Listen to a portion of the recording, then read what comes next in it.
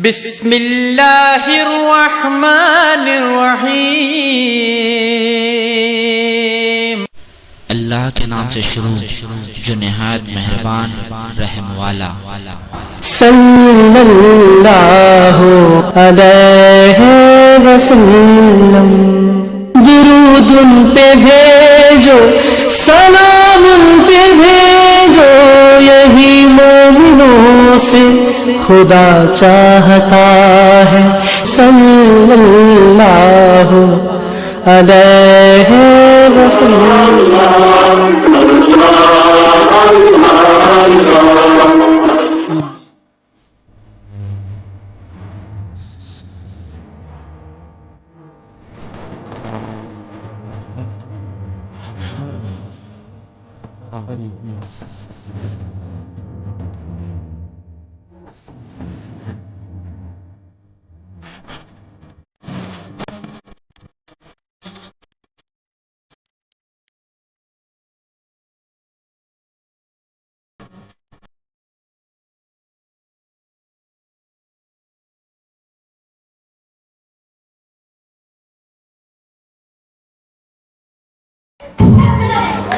السلام علیکم ورحمۃ اللہ وبرکاتہ۔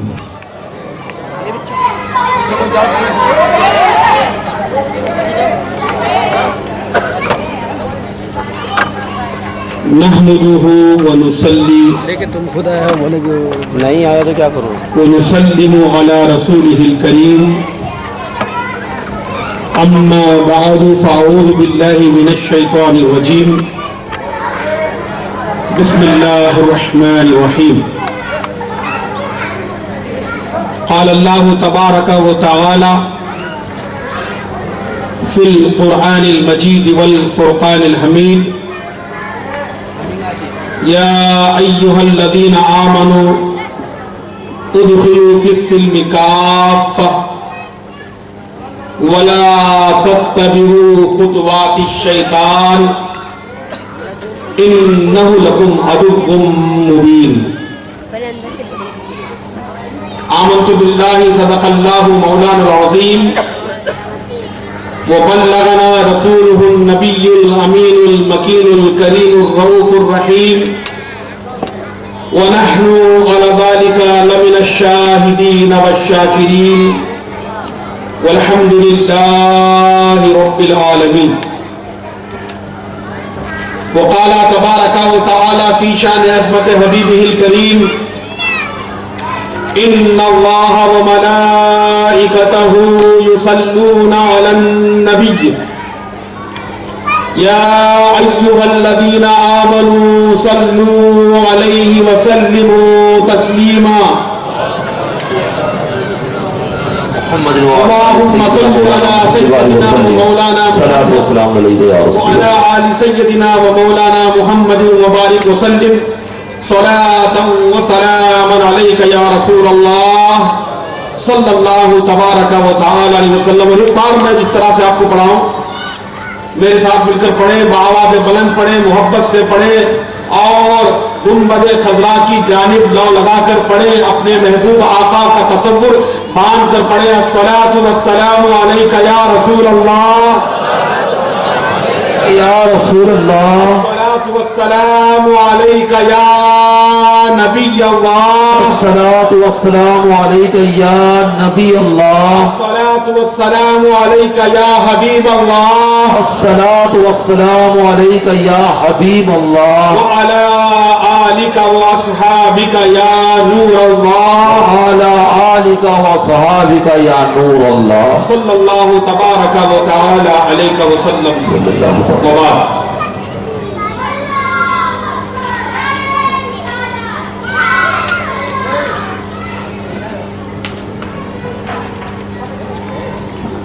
خطبہ مسنونہ کے بعد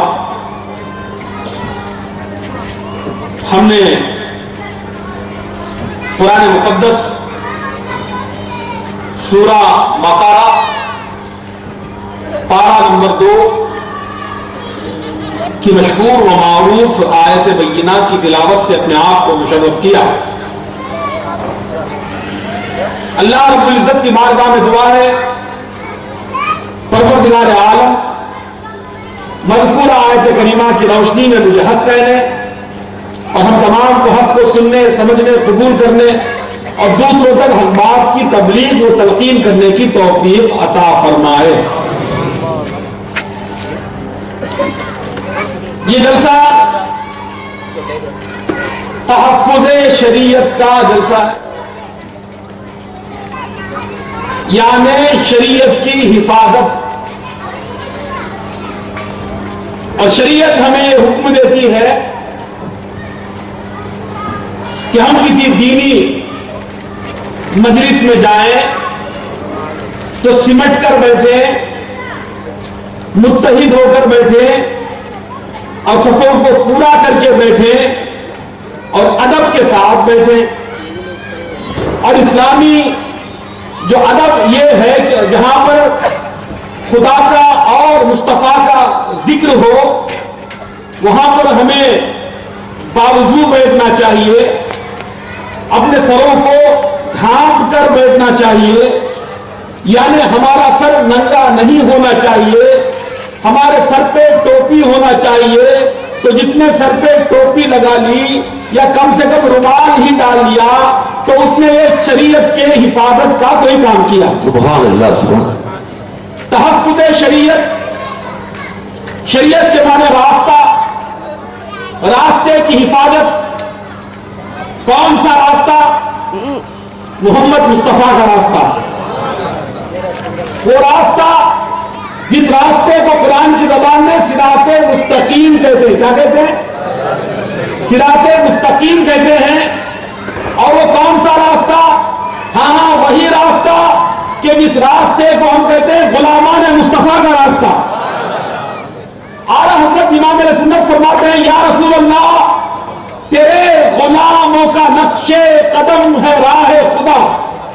محبت سے بولو، تیرے غلاموں کا نقش قدم ہے راہ خدا، وہ کیا بہک سکے جو یہ سراغ لے کے چلے۔ سبحان اللہ، اور جنا بنے گی محبان چار یار کی قبر، جنا بنے گی یعنی جنت بنے گی محبان چار یار کی قبر، جو اپنے سینے میں یہ چار باغ لے کے چلے، نہج میں عشق رخ شاہ کا داغ لے کے چلے، اندھیری رات سنی تھی چراغ لے کے چلے۔ سبحان اللہ، سبحان اللہ۔ تو صراط مستقیم ہی شریعت ہے اور وہی طریقت بھی ہے۔ اور آج حالات نے ہمیں اس بات کا احساس کرایا کہ ہر فرد مسلم کو شریعت کے تحفظ کی فکر کرنی چاہیے۔ قوم کا چاہے ادنا ہو یا اعلیٰ، بوڑھا ہو یا جوان، عالم ہو یا جاہل، ہر ایک فرد پر یہ ذمہ داری ہے۔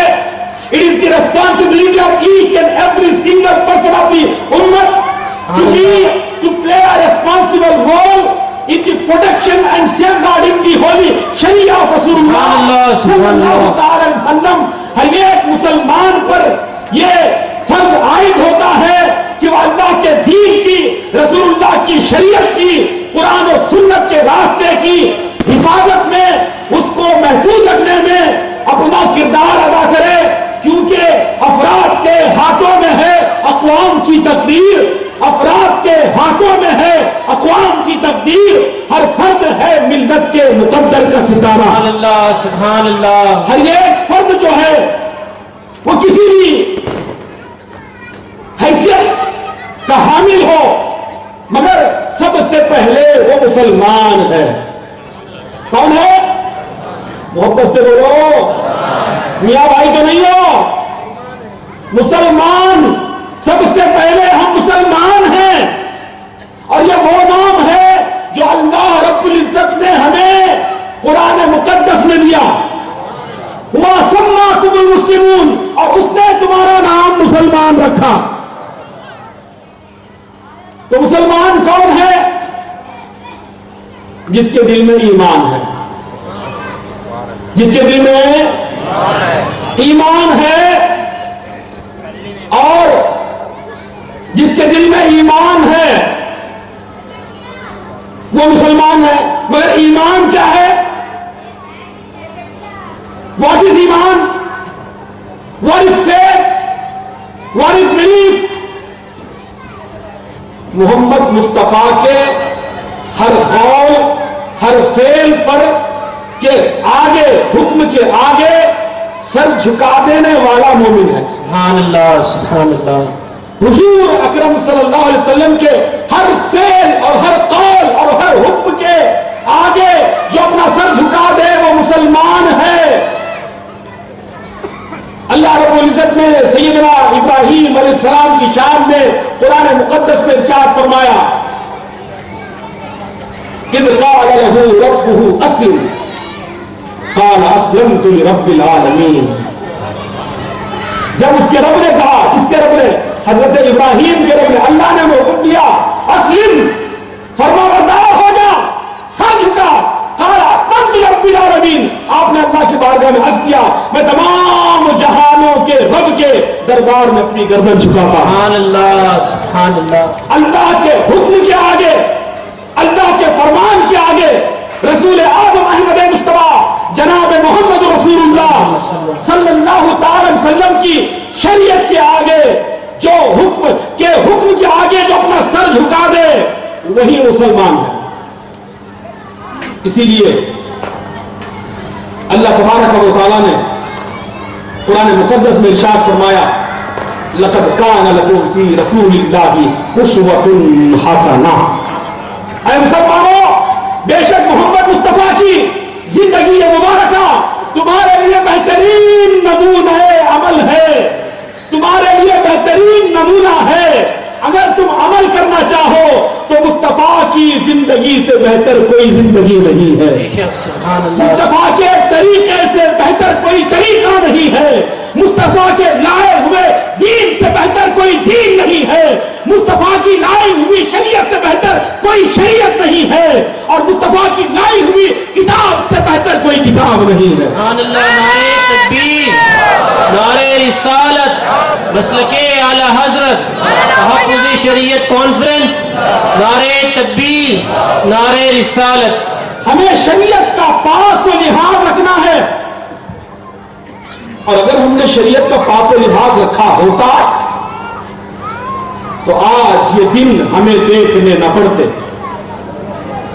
ہماری بدعمالی، ہماری شریعت سے بے پرواہی، ہمیں اللہ کے رسول کے فرامین اور ارشادات سے روگردانی نے آج کفار و مشرکین کو، دشمنان اسلام کو جری بنا دیا، حتیٰ کہ آج وہ ہماری شناخت اور ہماری پہچان کو ہم سے چھیننا چاہتے ہیں، لیکن وہ یہ نہیں جانتے کہ غلامان محمد دین کے لیے، شریعت کے لیے جان دینے سے نہیں ڈرتے۔ بے شک سبحان اللہ۔ غلامان محمد جان دینے سے نہیں ڈرتے، یہ سر رہ جائے یا کٹ جائے کچھ پرواہ نہیں کرتے۔ سبحان اللہ سبحان اللہ۔ شریعت کی حفاظت ہمیں ہماری جان سے، اولاد سے، اہل و عیال سے، تمام چیزوں سے زیادہ پیاری دین کی حفاظت اور شریعت کی حفاظت ہے۔ اور میدان کربلا میں سیدنا امام علی مقام نے اپنے اہل و عیال کو، اپنی اولاد کو، اپنے احباب کو، پورے گھر کے گھر کو لٹا کے یہ پیغام میدان کربلا سے دیا کہ دین مصطفیٰ کے لیے، دین محمدی کے لیے بڑی سے بڑی قربانی دے دینا، مگر شریعت کا تحفظ کرنا، شریعت کی حفاظت کرنا۔ سبحان اللہ سبحان اللہ۔ محرم کو بیتے ہوئے ابھی زیادہ عرصہ نہیں ہوا ہے، امام حسین کا پیغام ہر سال محرم کا مہینہ ہمیں یہ سبق دیتا ہے، اور اس سبق کو یاد دلاتا ہے کہ اسلام ہمیں دین و شریعت کی پابندی کا حکم دیتا ہے، اور اس شریعت کی حفاظت کے لیے، اس دین کی حفاظت کے لیے سیدنا امام علی مقام نے یہ بے مثال قربانی کی، اور کہیں کی دنیا تک آپ نے ایک ایسی تاریخ چھوڑ دی کہ جس کی کوئی مثال ہمیں دنیا میں نہیں ملتی۔ برادران ملت و بزرگان محترم، اللہ رب العزت نے ہمیں ایک ایسا دین دیا، وہ دین مکفی انسان کا بنایا ہوا نہیں ہے، یہ دین کسی انسان کا بنایا ہوا نہیں ہے، یہ دین رحمان کا اتارا ہوا دین ہے۔ سبحان اللہ، بے شک یہ دین رحمان کا اتارا ہوا دین ہے۔ اور آج اگر کوئی کہتا ہے کہ شریعت کو بدلو، بھئی شریعت بدلتا کون ہے؟ جس نے بنایا ہوا، بے شک سبحان اللہ، بے شک جس نے بناتا جو بناتا ہے اس کو بدلنے کا بھی حق ہے۔ شریعت تو ہم نے نہیں بنائی، بے شک سبحان اللہ، شریعت نام ہے حکم خدا کا اور حکم مصطفیٰ کا۔ شریعت کو یا تو خدا بدل سکتا ہے یا مصطفیٰ بدل سکتے ہیں، مگر اللہ رب العزت نے یہ فرمان اور یہ قرآن میں نازل کر کے فیصلہ فرما دیا، الیوم اکملت لکم دینکم واتممت علیکم نعمتی ورضیت لکم الاسلام دینا۔ یہ دین مکمل ہو چکا ہے اور میں نے تمہارے لیے دین اسلام کو پسند فرمایا ہے۔ اللہ، نعرہ تکبیر، نعرہ رسالت، مسلک اعلی حضرت۔ اسلام دین کامل ہے۔ اسلام تو آج کے دور کی بات کرتا ہو کہ اس دور کے لیے تا قیامت کی صبح تک بھی جو ہے کوئی قرآن کے ایک حرف کو بدل نہیں سکتا۔ بے شک سبحان اللہ، شریعت کی بات، احکام شریعت کو بدلنے کی بات ہے، قرآن کے زیرہ نمبر کو کوئی بدل نہیں سکتا۔ کیوں؟ ساری دنیا مل کر بھی اگر اس کو بدلنا چاہے تو بدل نہیں سکتی۔ کیوں بدل نہیں سکتی؟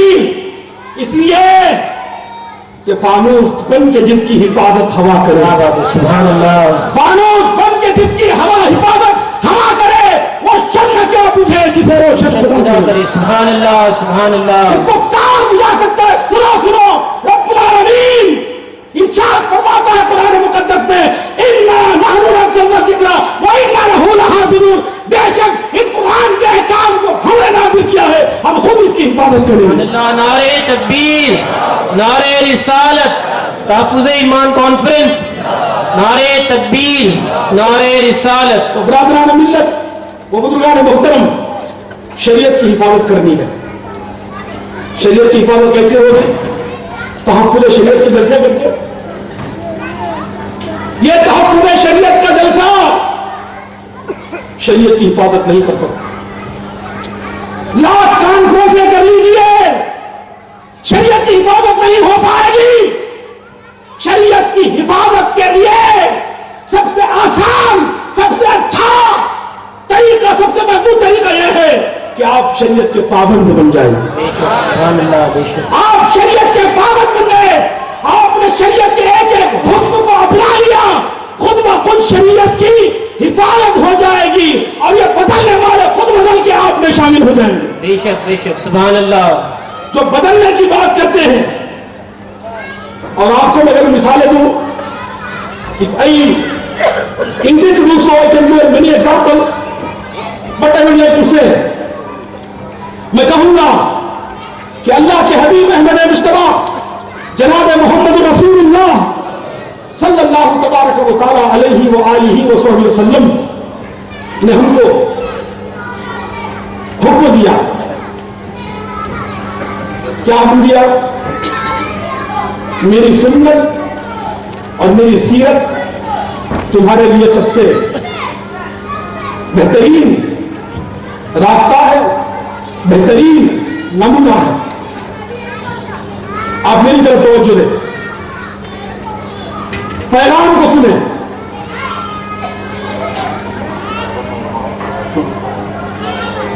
یہ ایک اعلان ہے کہ ہمارے اس مجمع میں، اجتماع میں ائمہ مساجد، علماء اہل سنت، مشائخ اہل سنت اور سادات اکرام جو جلوہ افروز ہیں، میں عاجزانہ اور محترمانہ گزارش کروں گا کہ آپ برائے کرم اسٹیج پہ جلوہ افروز ہو جائیں۔ جو خصوصاً ائمہ مساجد ہیں، حفاظ قرآن ہیں اور علماء اہل سنت ہیں، تو ان سے گزارش ہے کہ وہ اسٹیج پہ جلوہ افروز ہو جائیں۔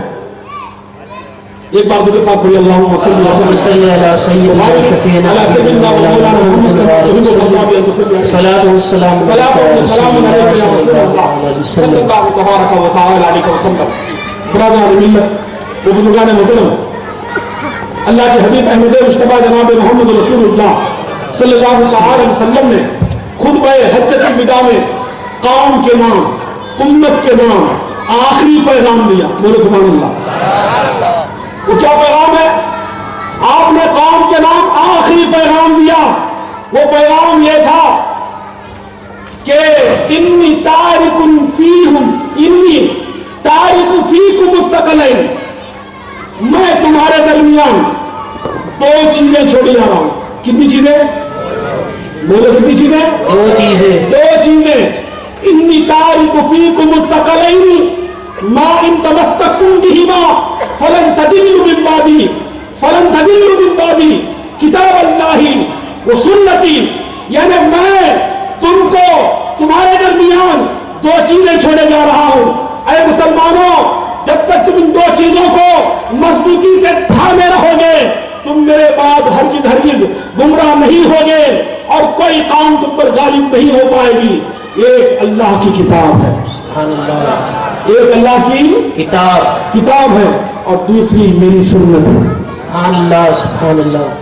اس میں مختلف روایات ہیں اور یہ بھی ہے کہ ایک تو اللہ کی کتاب ہے، دوسری میری اطرت میرے اہل بیت ہے. مگر یہ بھی ہے کہ آپ نے فرمایا ایک اللہ کی کتاب ہے اور دوسری میری سنت ہے. اسلام نے ہم کو طریقہ زندگی بھی سکھایا اور صحیح زندگی بھی سکھایا. سبحان اللہ. یہاں تک کہ اللہ نے جو ہم کو یہ دو ہاتھ دیے نا، these two hands, one is right, another is left. The Holy Messenger of Allah has taught us where to use this and where to use this. اللہ کے حبیب نے ہمیں علم دیا، ہمیں یہ تعلیم دی کہ سیدھا ہاتھ کہاں استعمال کریں اور الٹا ہاتھ کہاں استعمال کریں. سبحان اللہ سبحان اللہ.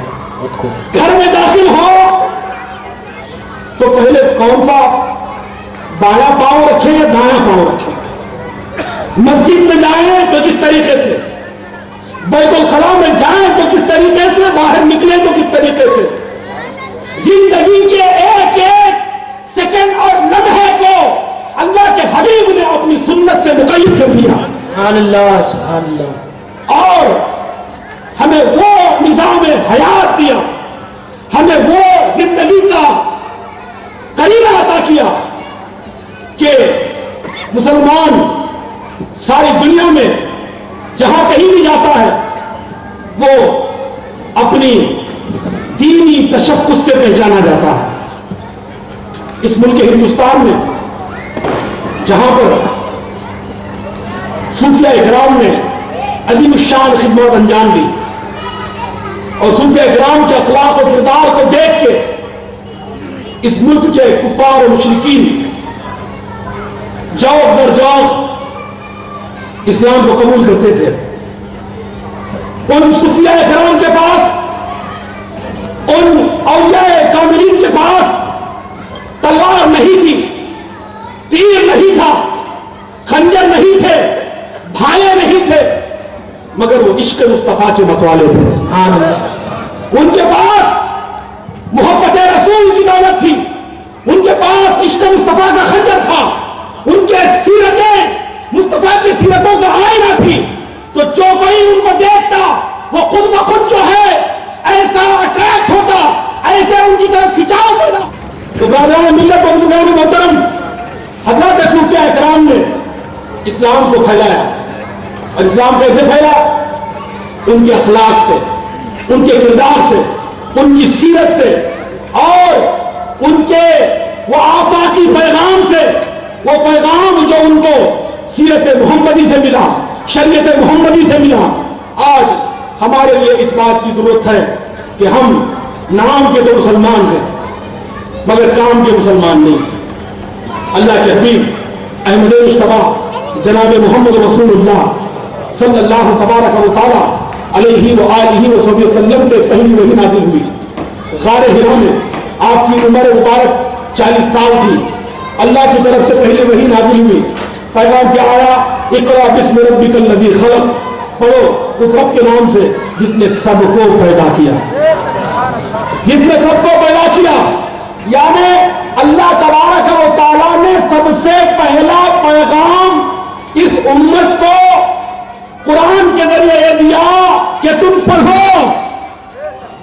امت محمدیہ کے لیے پہلا پیغام، ربانی پیغام، الہی پیغام جو سب سے پہلا آیا وہ یہ کہ تم پڑھو۔ اور اللہ کے حبیب کی کا تعلق اللہ رب العزت نے قرآن مقدس میں یہ ارشاد فرمایا، هو الذي بعث في الأميين رسولا منهم يتلو عليهم آياته ويزكيهم ويعلمهم الكتاب والحكمة وإن كانوا من قبل لفي ضلال مبين۔ وہی خدا ہے جس نے ان پڑھوں میں اپنا نبی بھیجا، اپنا رسول بھیجا جو ان کو اللہ کی آیتیں پڑھ پڑھ کے سناتا ہے۔ سبحان اللہ سبحان اللہ۔ رسول کے آنے کا مقصد اللہ کی آیات کی تلاوت ہے، رسول کے آنے کا مقصد امت کی تعلیم ہے، رسول کے آنے کا مقصد امت کے نفوس کا تزکیہ ہے۔ اور پھر فرمایا وَإِن كَانُوا مِن قَبْلُ لَفِي ضَلَالٍ مُبِينٍ، اگرچہ کہ وہ اس سے پہلے کھلی گمراہی میں تھے۔ برادران ملت، وہ بزرگان محترم اور امت کے نوجوانوں، آج تم پر ایک بہت بڑی ذمہ داری ہے، اور آج ہم نے جو کوتاہیاں برتی ہیں ہماری بدعملیوں کی وجہ سے، ہماری بے عملیوں کی وجہ سے ہم تو بدنام ہی ہوئے، مگر آج دین و شریعت بھی رسوا ہو رہے ہیں۔ آج غیر ہمیں تانے دے رہے ہیں کہ مسلمان عورتوں پہ ظلم کرتے ہیں، مسلمان عورتوں کے ساتھ ظلم کرتے ہیں، عورتوں پہ اس مذہب میں زیادتی ہے، عورتوں پہ جو ہے اس مذہب کے اندر جو ہے ظلم و جور کی تعلیم دی جاتی ہے، ظلم و جبر کی تعلیم دی جاتی ہے۔ میں کہتا ہوں محمد عربی جناب محمد رسول اللہ صلی اللہ تعالی علیہ وآلہ وصحبہ وسلم کی آمد سے پہلے دنیا میں عورت سے زیادہ ظلم و ستم کا شکار کوئی اور چیز نہیں تھی۔ سرکار دو عالم محمد عربی علیہ السلام کی جب بعثت ہوئی اور آپ کی جب بعثت ہوئی تو دنیا کے اندر سب سے زیادہ اگر کسی پر ظلم کیا جاتا تھا وہ عورت پر تھا، وہ عورت پر تھا، مگر محمد عربی علیہ السلام نے عورت کو اپنی تعلیمات کے ذریعے، اپنے عمل کے ذریعے آپ نے وہ مقام دیا کہ جو رشک ثریا بن گیا۔ سبحان اللہ سبحان اللہ۔ اللہ کے حبیب احمد مصطفیٰ جناب محمد رسول اللہ صلی اللہ علیہ وسلم نے عورت کو سب سے پہلے آپ نے ان کو حیا کی چادر عطا فرمائی، ان کو عزت عطا فرمائی، ان کو عزت عطا فرمائی، اور عورت کو وہ مقام دیا اور فرمایا الجنت تحت اقدام الامہات، جنت عورتوں کے قدموں کے نیچے ہے، جنت عورتوں کے قدموں کے نیچے ہے، جنت تمہاری ماں کے قدموں کے نیچے ہے۔ ہاں ہاں، اسلام عورتوں کو بازاری چیز نہیں بنانا چاہتا۔ اسلام does not allow women to be a selling product to the market۔ اسلام عورتوں کو ڈگنیٹی دیتا ہے، اسلام عورتوں کو رسپیکٹ دیتا ہے، اسلام عورتوں کو آنر دیتا ہے۔ اسلام یہ کہتا ہے کہ عورت جو ہے بازار میں گھومنے والی آوارہ نہیں ہے، بلکہ وہ گھر کی ملکہ ہے، وہ گھر کے اندر گھر کی ملکہ ہے، پورے گھر میں اس کا راج ہے۔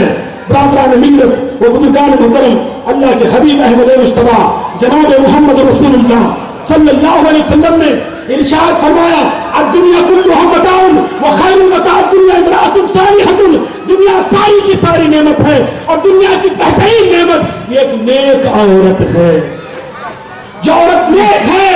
اور دوسری حدیث میں فرمایا المرأۃ، ایک عورت جب وہ اذا صلت خمسہا وصامت شہرہا واحسنت فرجہا وطاعت بالہا فلتدخل الجنۃ من ای ابواب الشہوات، عورت جب 5 وقت کی نماز پڑھتی ہے، رمضان کے روزے رکھتی ہے، اپنی حیا کی حفاظت کرتی ہے، اپنے شوہر کی فرما برداری کرتی ہے، پس بروز قیامت اس کو حکم ہوگا کہ جنت کے جس دروازے سے جنت میں جانا چاہے چلی جائے۔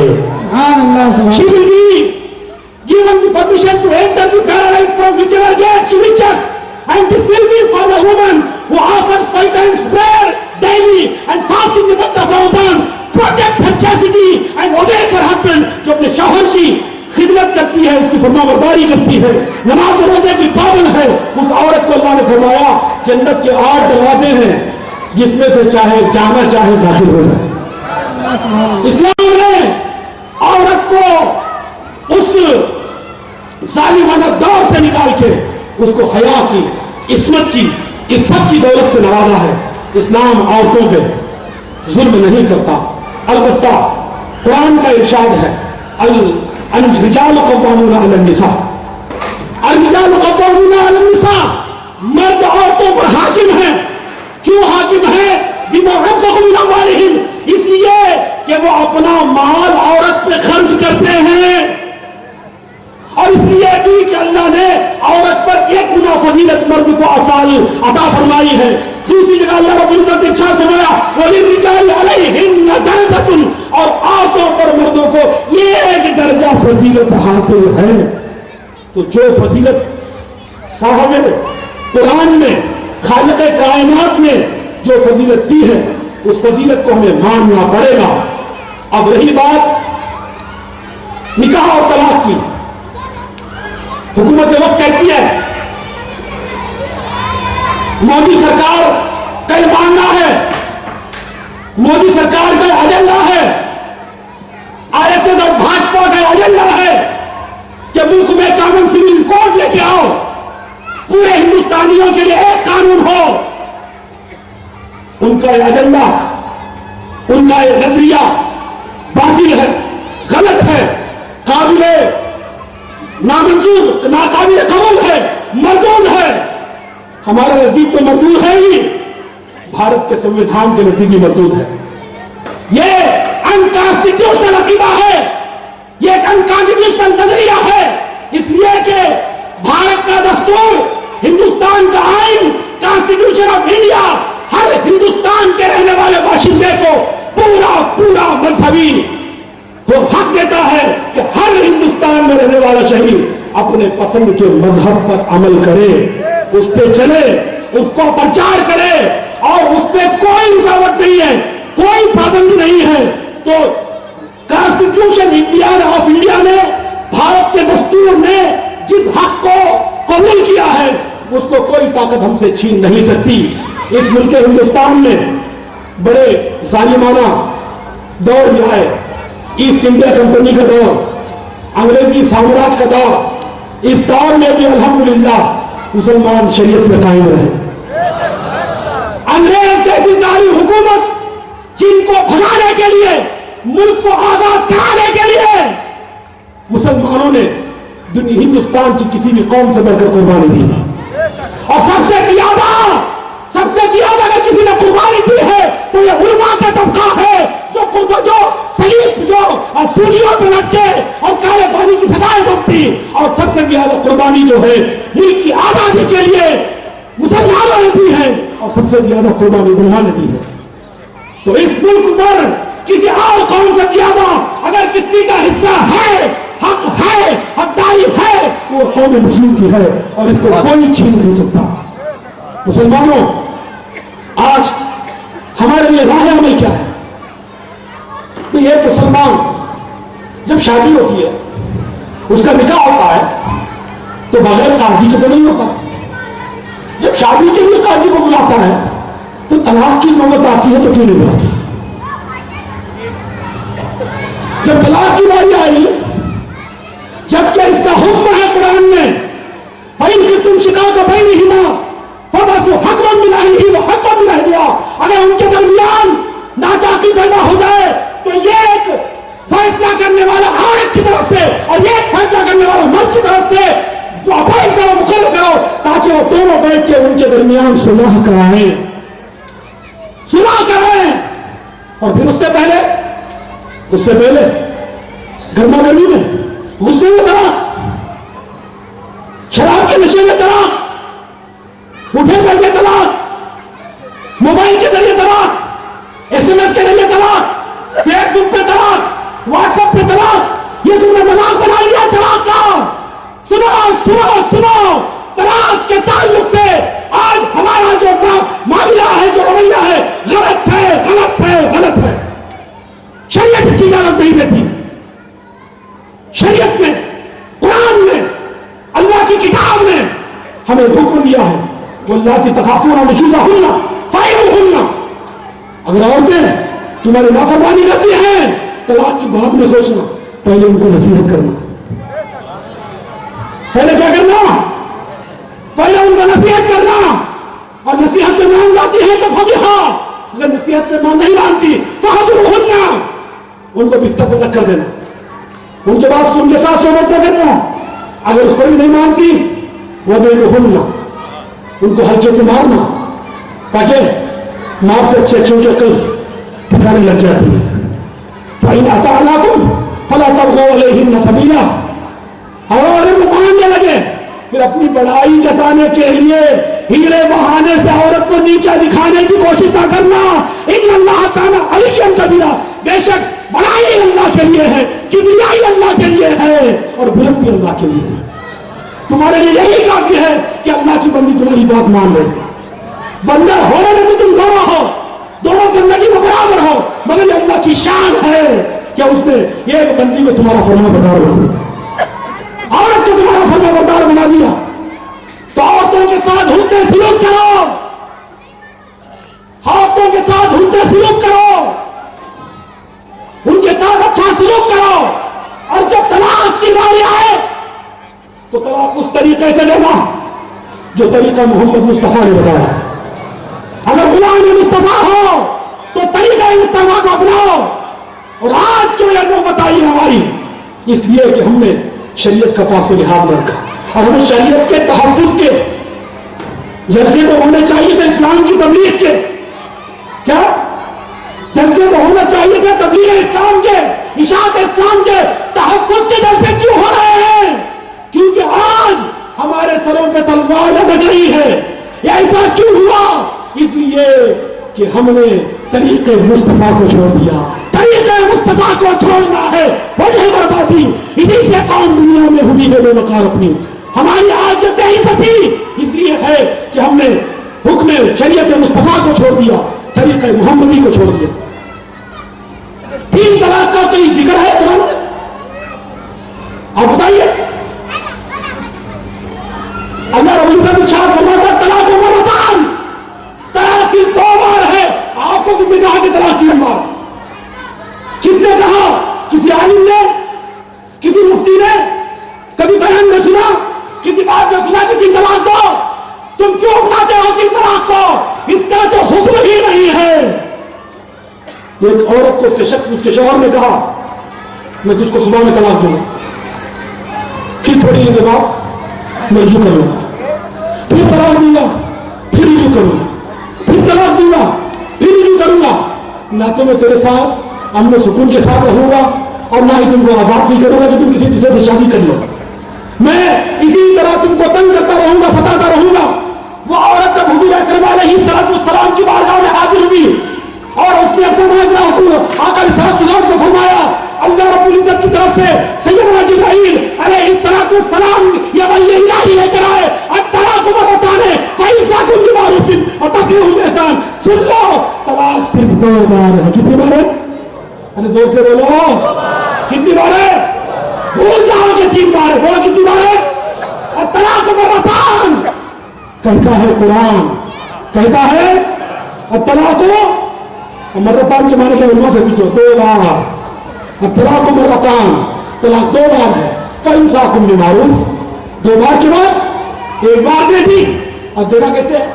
उठे बैठे फोन से नहीं, होश हवास में सोच के। फ़इन अज़म तलाक, जब तुम तलाक का इरादा करो, इरादा गुस्से में नहीं होता, इंसान ठंडे दिल से सोचता है, गौर करता है, फिक्र करता है, फिर सोचता है, फिर सोचता है, फिर सोचता है, तब जाके जिंदगी का मसला है ना। सिर्फ औरत का थोड़ी मसला है, बच्चों का भी मसला है, बेटी का भी मसला है, बेटे का भी मसला है, खानदान का मसला है, खुद की इज्जत का मसला है। इसलिए तलाक खूब गौर और फिक्र करो। और अल्लाह के हबीब ने इरशाद फरमाया, जायज़ चीजों में, हलाल चीजों में अबग़ज़ु इलल्लाह तबारक व तआला, अल्लाह को सबसे ज्यादा नापसंदीदा कोई चीज है तो तलाक। और इस कदर तुमको प्यारी हो गई कि तुम बार बार देते हो, उठे बैठे देते हो, तकिए कलाम बना लिया है। मुसलमानों तौबा करो इससे। یہ گناہ ہے، یہ حرام ہے، یہ ناجائز ہے، یہ بدعت ہے، اللہ کو ناپسند ہے، رسول اللہ کو ناپسند ہے. اور کتنا ناپسند تھا حدیث سنو. قول رسول اللہ صلی اللہ علیہ وسلم، حضور اکرم تاجدار مدینہ محمد عربی صلی اللہ علیہ وسلم کو ایک شخص کے بارے میں خبر دی گئی کہ اس نے اچانک اپنی بیوی کو ایک وقت میں 3 طلاق دے دی. فقال رسول اللہ صلی اللہ علیہ وسلم غضبانا، حضور اکرم صلی اللہ علیہ وسلم غصے میں بیٹھے تھے کھڑے ہوئے. اللہ اکبر.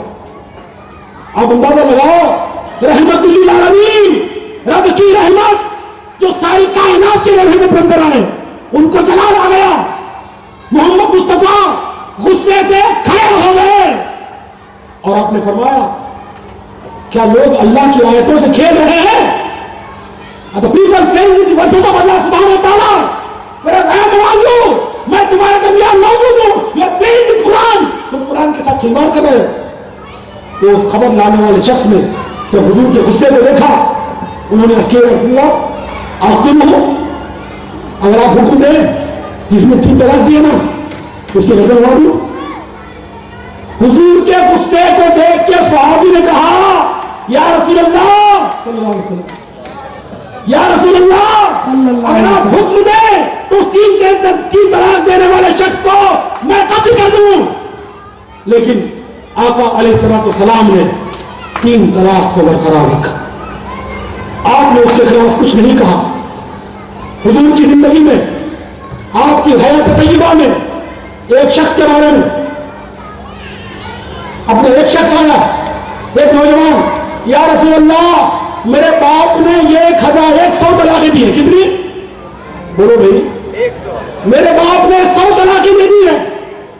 حضور نے فرمایا بے شک 3 طلاقیں سے تو اس کی بیوی تیری ماں بائینہ ہو گئی، اور 97 طلاق سے اس نے اللہ کے آیت کا مذاق اڑایا. یہ 97 گناہ اس کے گلے میں.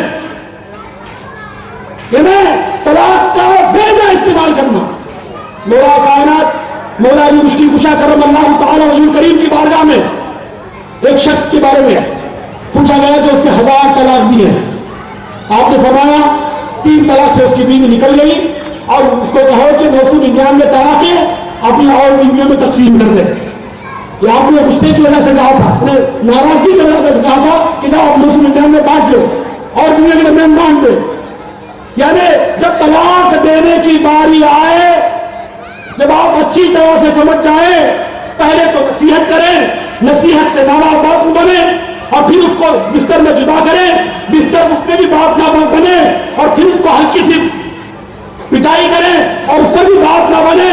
پھر دونوں طرف کے سرپرست بیٹھ کے مسئلے کو سلجھانے کی کوشش کریں اور اس کے بعد بھی مسئلہ حل نہ ہو اور دونوں نے یہ عدل فیصلہ کر لیا ہے کہ جدائی ہی بھلی ہے، تب شوہر جبکہ وہ عورت طہر میں ہو، حیض سے پاک ہو، اس کو 1 طلاق دے. کتنی طلاق دے؟ بولو. 3 دینے کا ارادہ ہے ابھی، اس کو 1 نہیں بول رہے ہو. کتنی طلاق دے؟ 1 طلاق دے. کتنی دے؟ اب 1 طلاق دینے کے بعد وہ چاہے تو آدھے گھنٹے کے بعد رجوع کر سکتا ہے، چاہے تو 1 مہینے کے بعد رجوع کر سکتا ہے، چاہے تو 2 مہینے کے بعد رجوع کر سکتا ہے، چاہے تو 3 مہینے کے اندر before the completion of 90 days 90 دن کے مکمل ہونے سے پہلے بغیر قاضی کے.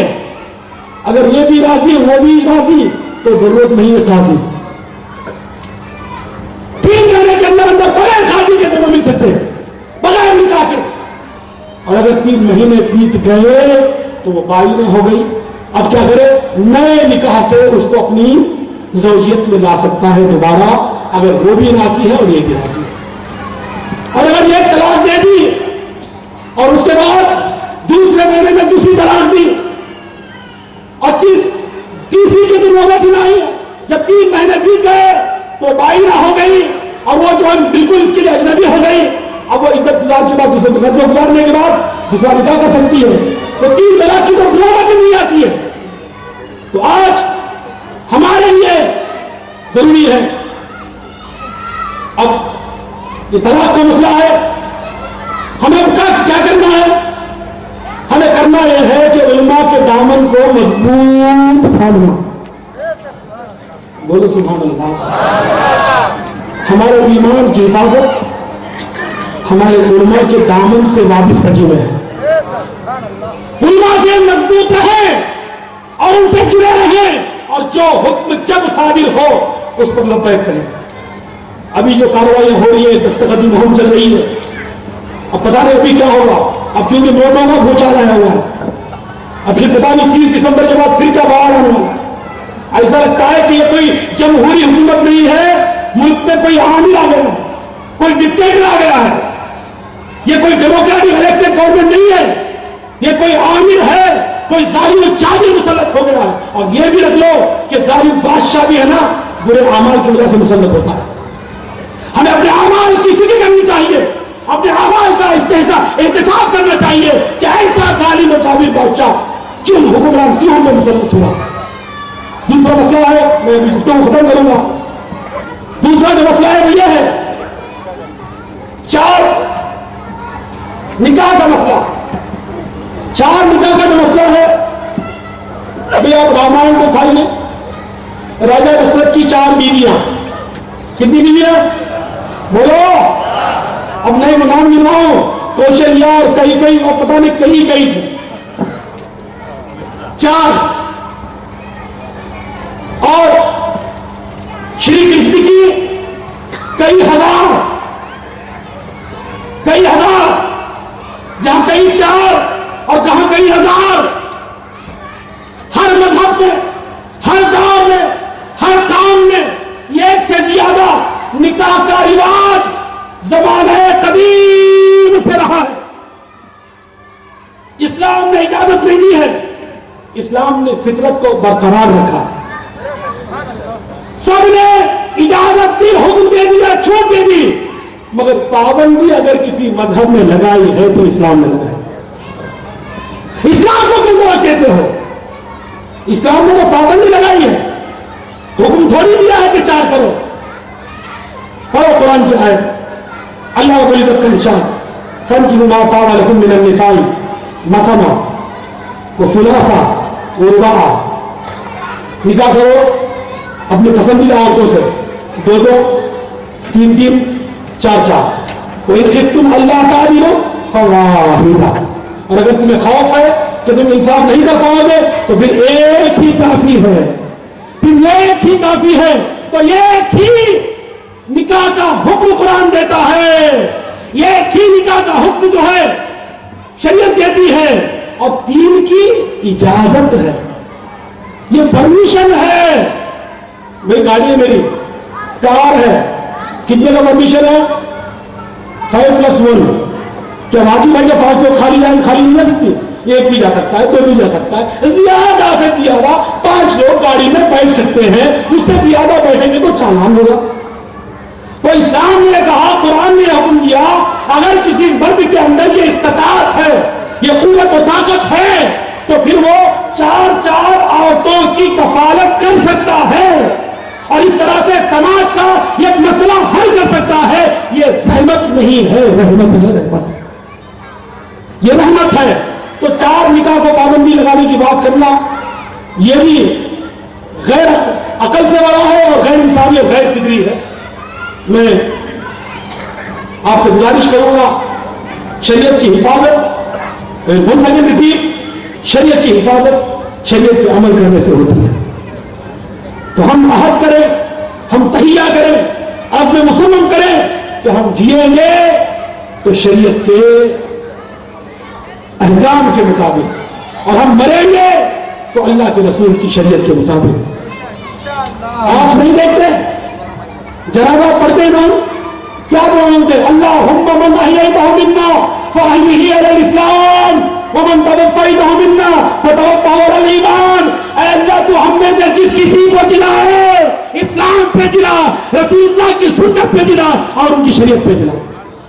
یہ تہیہ کر کے اٹھو, جیئیں گے تو اسلام کے احکام کے پابند بن کر جیئیں گے, اور مریں گے فلا تموتن الا وانتم مسلمون, نہ مرو مگر اس حالت میں جو مسلمان ہو. اللہ رب العزت کی بارگاہ میں دعا ہے, پروردگار عالم اپنے حبیب ربیب نبی کریم رؤوف الرحیم علیہ التحیت و تسلیم کے صدقہ و فضل میں جو کچھ ہم نے کہا اس پہ مجھے بھی اور ہم تمام کو عمل کی توفیق عطا فرمائے، اور میرے کہنے یا سننے میں سہوا قصدن یا سبقت لسانی سے اگر کوئی غلطی خطا ہوئی ہو، اللہ رب العزت اپنے حبیب سے ماننے پاک کے صدقے میں معاف فرمائے۔ پروردگار عالم ہم تمام کو شریعت کی حفاظت، شریعت کی پیروی اور شریعت کے تحفظ کے لیے اپنے تن من دھن کی قربانیاں دینے کے لیے ہمیشہ ہر وقت تیار رہنے کی توفیق عطا فرمائے۔ وما علینا الا البلاغ۔ السلام علیکم ورحمۃ اللہ وبرکاتہ۔